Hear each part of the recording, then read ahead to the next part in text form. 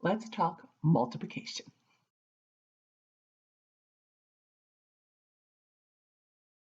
Hi, welcome back to my channel. I'm Jennifer. Thank you so much for joining me. I'm the homeschool mama of a fourth grader.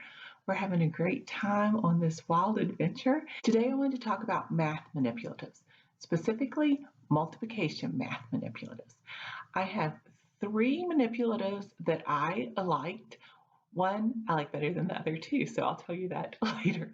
But I wanted to discuss the pros and cons of each one of these and talk about how we use them. Again, my daughter is in fourth grade. At the end of third grade, she was learning her multiplication tables and she had them. She had them. And then when we did the review for fourth grade and we talked about place value and we talked about greater than, less than, etc. And then we went into multiplication and all of a sudden she had lost them. I don't know what happened from her having them in third grade and losing them in fourth grade. So we had to go back and review and relearn our multiplication tables. And so today, let's talk about how we did that. The first way is our trusty flashcards. So I just made these on my own. When she was in third grade, we made these, and so I still have those. And then at the dollar store, I found the division flashcards, which these are great. They're exactly what you would expect. Flashcards are, in general, boring, but they are very useful and they do increase the speed at which my daughter is able to answer the question, also increase her confidence in her multiplication and division facts. Secondly, we found these a set of 7 die. Now let's talk about how we use these.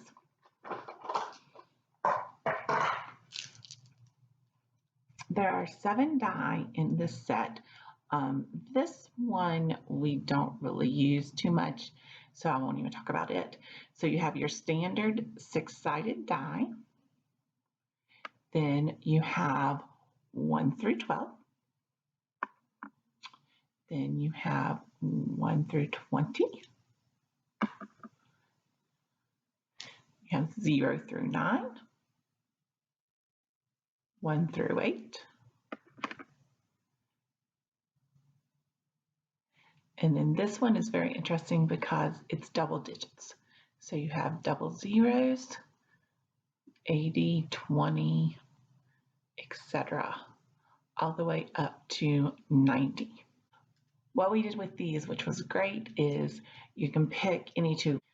So I try to always include the 12-sided in our exercise, and then we can pick whatever else she wants to do. So we normally have the 12-sided, and then plus either the 6 or the 8-sided, sometimes 10. You just roll them, and then obviously you can just multiply whatever two numbers show up on the die. Now, what I do like about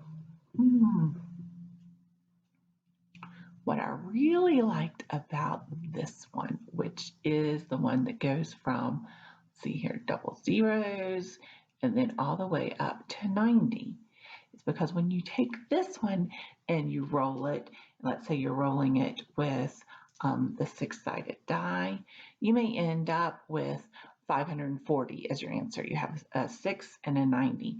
And so then you can say, okay, how many 10s are in 540? And then the answer would be 54. Or how many hundreds are in 540? If you were to round 540 to the nearest hundred, where would it be, etc. And so whenever we use this one with the that counts by tens, we also try to incorporate a review of place value, estimation, rounding, etc. So I really like this one.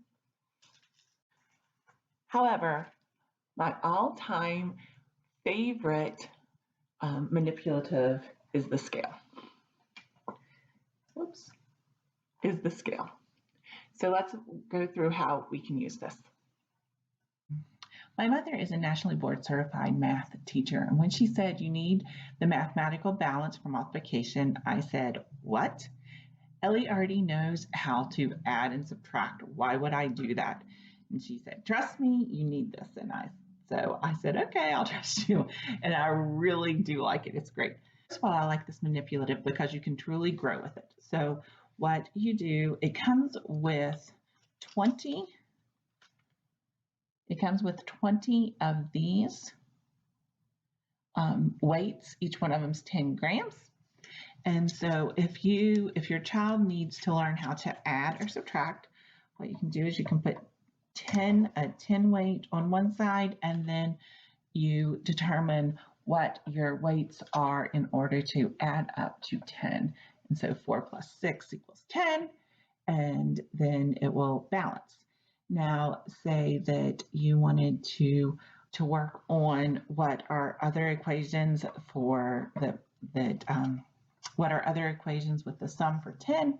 You can do 7 plus 3 equals 4 plus 6, and so you have your tens. So that's pretty standard. That is that's pretty intuitive as to what you would do with a balance. You can also do subtraction, where you can say, let's do 6, and then 6 minus 2 equals what? 6 minus 2 equals 4. And then your scale or balance. So that all made a lot of sense to me. I understood the mathematical balance with addition and subtraction. But what I didn't realize is that you can also do multiplication. So let's say that we wanted to do 6 times 4. I would take 4 of these and put them on 6. And then I would have to figure out, what does 6 times 4 equal? 6 times 4 equals 24. So I take 2 and put them on the 10, and then my 1 on the 4. And so that would equal 24. So 2 times 10 is 20, plus 4 equals 24. So 6 times 4 equals 24. We can also do division. And so you say, okay, you have 24. What are the factors of 24? I think that 8 is a factor of 24. Okay, what times 8 equals 24? And so then you get 3 of your weights, and you place those 3 weights on 24, and it will balance. Now, if you said, okay, that you thought that it was 3 times, or let's say that you thought it was 4 times 4 equals 24, it doesn't balance.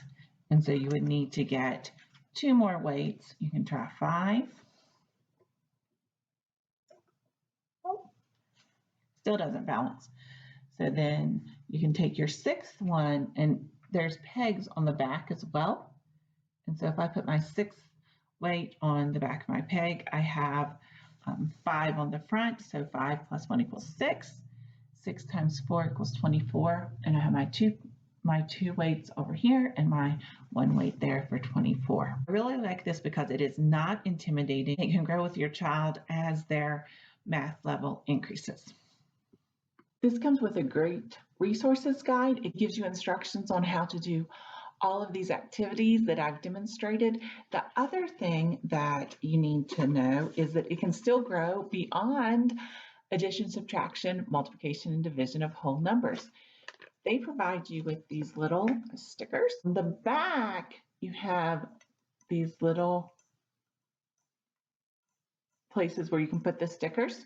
You can utilize this as well for fractions, decimals, money. There's a lot of possibilities with this one manipulative, which is one of the reasons that it is my favorite. Please let me know if you have experience with these, or if you have other favorite math manipulatives. On my channel, we talk about all things 4th grade, homeschool, only child, just enjoying this adventure that we're on. Appreciate it if you'd hit the subscribe button and the bell so that you'd be notified of new videos. Also, please leave a comment and tell me what your favorite manipulative is for math. If you have a great day, thank you so much.